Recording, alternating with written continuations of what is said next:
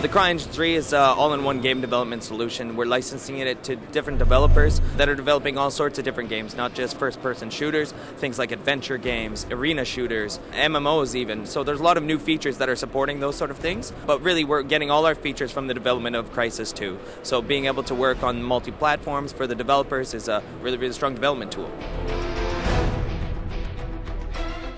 We've always led the charge when it comes to rendering, so some of our biggest features are obviously on the rendering side. So we had a bar set for PC, and we wanted to bring that visual bar over to the consoles and multi-platform. So some of the big features are things like deferred rendering, where we can put hundreds of lights within the scene now. We have an entire deferred pipeline, so we can do things like real-time image-based lighting, deferred rain like I mentioned, wet layer, and some new types of anti-aliasing that haven't been seen in the industry before.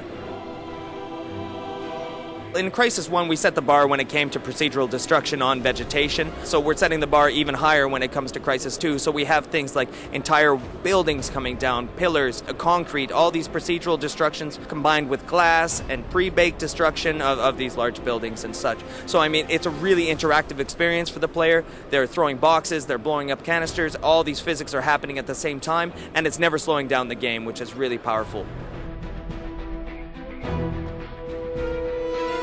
Well, not too far off is a game by our friends down at Ilphonic. It's a game called Nexus, and this is an arena shooter. It's a really fantastic game that basically brings back the arena shooter sort of concept. Very, very fast game, a lot of multiplayer, which is really the only way they're going. It's going to be live on XBLA as well as PSN, so that's kind of an interesting way of using the engine. And I mean, even further from that is things like MMOs that are coming out that, unfortunately, I can't talk too much about the MMOs that are on the way, but there's some titles that are quite far away from the first-person shooter experience.